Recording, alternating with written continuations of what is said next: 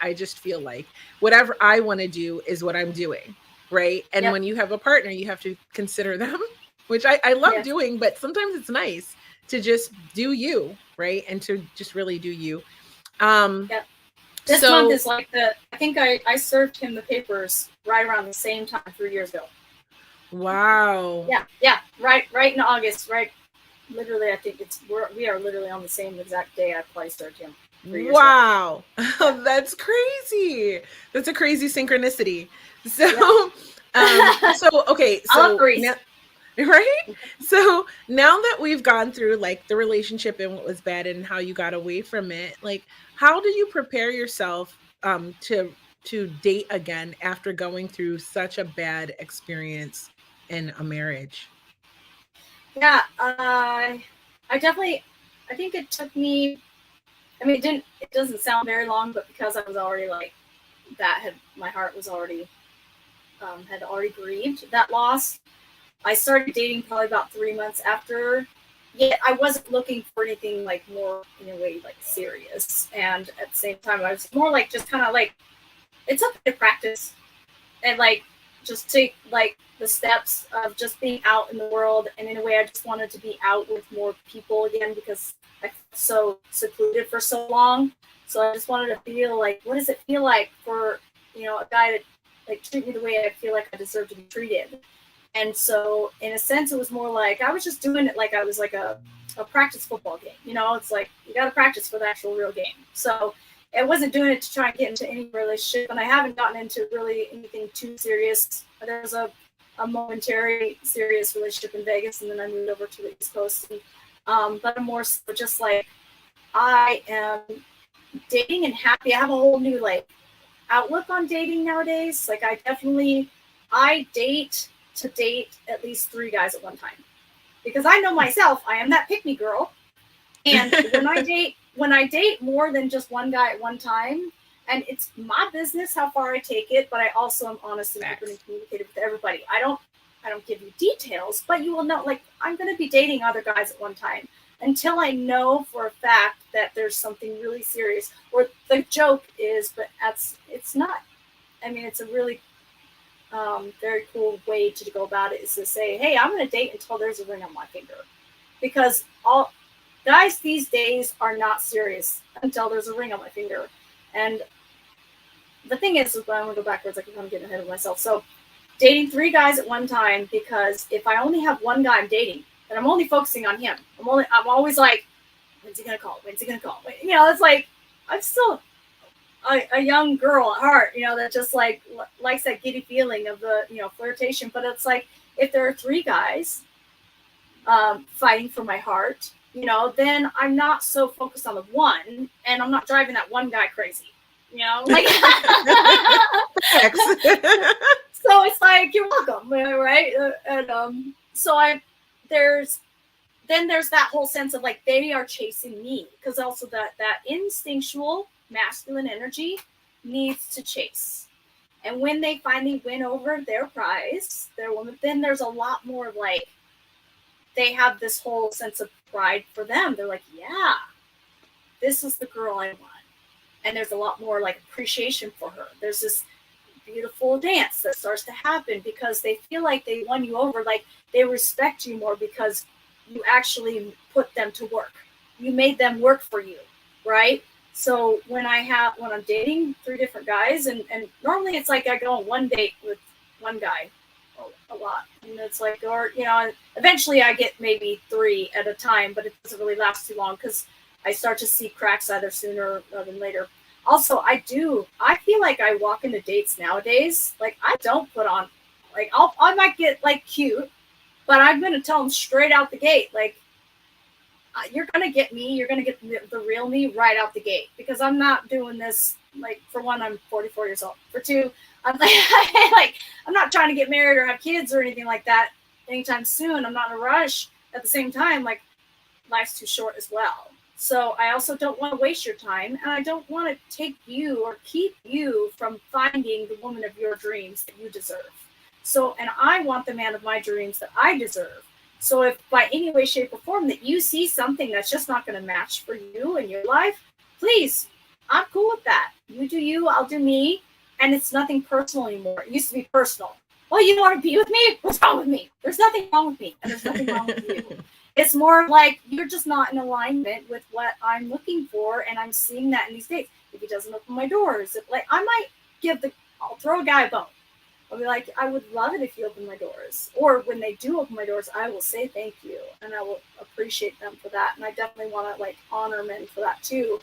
And I will definitely, like, give all the guy I can. At the same time, when it comes to a point if I'm constantly coaching or that I have to re-coach them on things, I'm like, well, these are just not going to work for me, and types of things. Or even if I stop coaching, it's just more of like mannerisms.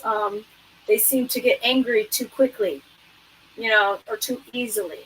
Then I'm like, that's kind of like, I'm not really okay. Like, I want a high caliber person. I want to be a high caliber person, and I want a high caliber person. So a high caliber person to me is somebody who's like, doesn't get angry very easily. They don't get affected by minor little details very easily. They don't.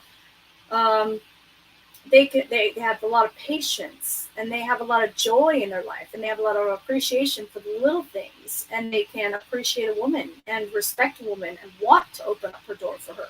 I don't want to beg you to open my door. If that's something you don't do, that's okay. That's just not you. So you're not the guy for me. So that's kind of like, so that kind of come together there. So, Yeah, totally. I vibe with all of that. It's like we are like my dating mirror. I do multiple date. It does work better for me. I'm already busy, but I like to talk to different men. And you know what? Actually, if you watch Dating After Divorce, that limited series I'm doing, I mentioned on there that I've probably since April, I've talked to over 100 men. And whether mm-hmm. we've made it to dates or what, but and just because I date multiply, Yeah. I talk to a lot of men at a time, usually three, sometimes more, not usually too much more than that, sometimes Right. less. But I find that if I'm only talking to one guy, I don't know, like the energy, I don't know. I think it feels better for me to talk to multiple people at a time. It's not that I'm just putting too much on the one person. I don't mind dating one person at a time, but in early Mm-hmm. Right. stages, I like it Right. to feel balanced. I don't like to put my energy Yes. too much in one direction. And I also find that if they think that I am only dating them, they don't act as well.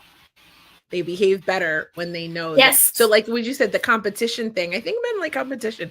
They got to know that they Yeah. got to fight for you a little bit. Right. They got to fight for you a little bit, And and then that's once they get fine. you, and like you are Yeah. theirs and they're yours, there's this whole like absolute. That there's respect there, that they're not going to try and take advantage of you. Hmm. And you aren't so like driving them crazy because you know that they're there for you. Like there's a safety. Like um, once I know that I'm safe with the man, then I know that I can fully like let go and um, be more vulnerable.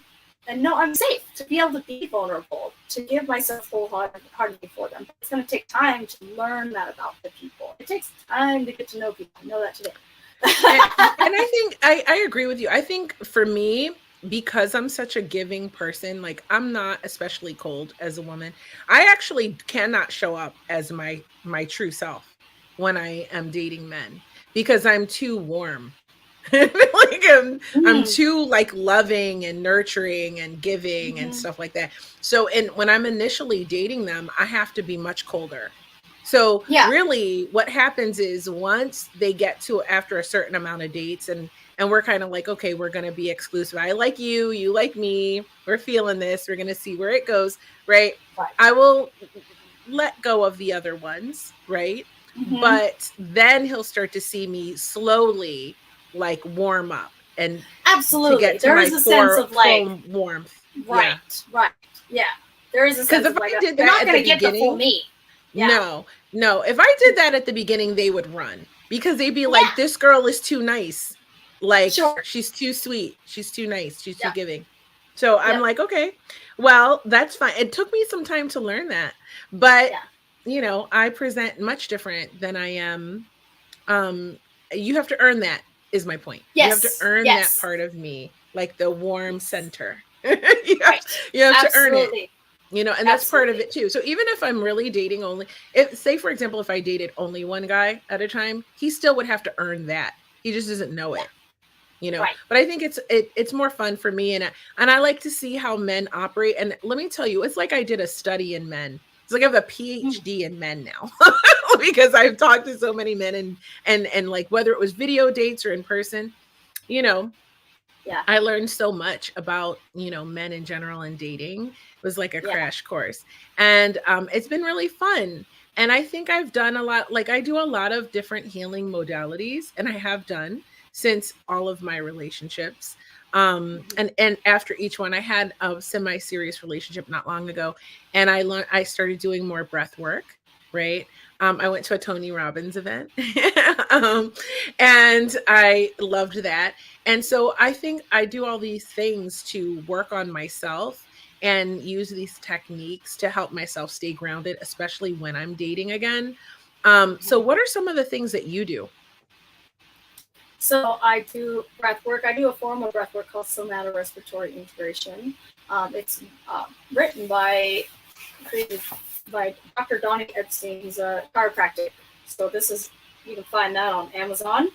Wow. And it's definitely, I've done it so much with coaches that I'm able to do it on my own now. But it definitely is like quite confusing to try and go through the book by yourself if you've never seen that kind of work before. And like there's 12 stages of that breath work, and that is like my I love this work. This is definitely, it lights me up. So like it starts with stage one, suffering. I'll just quickly tell you the names of the stages. It's too long to go into any other than that. But so stage one is suffering. Stage two is polarities and different rhythms. Stage three is stuck in a perspective. Stage four is reclaiming your power. Stage five is merging with the illusion. Stage six is preparation for resolution. Stage seven is the resolution. Stage eight is emptiness and connectedness. Nine is light behind form. 10 is ascent. And 11 is descent. And then 12 is community. So basically, there's discover, transform, awaken stages. And so the first three are your discovering stages, your next four are your awakening stages, and your last three, lost track of numbers, are your integration. And then it just kind of goes all the way around. And they're, as you learn them, you might learn them linearly. But then they don't have to stay that way. And I normally now, when I do my breath work, I lay down and I do my check-in process, that I find out where my area of ease is and where my area of dis-ease is. And then I work with those areas, and I kind of just allow my body to guide me what stage I'm in. So sometimes I'll automatically go to stage one. Sometimes I'll automatically go to stage 10. And or it just kind of naturally flows, because it just like my body knows the stages, not me. Like it just wants to go into that stage. I need to work here today. Or maybe I need a little bit of awakening before I can do my discovery work. I need a little bit of energy. So as we work through this trauma work, or I work through this trauma work through this breath work,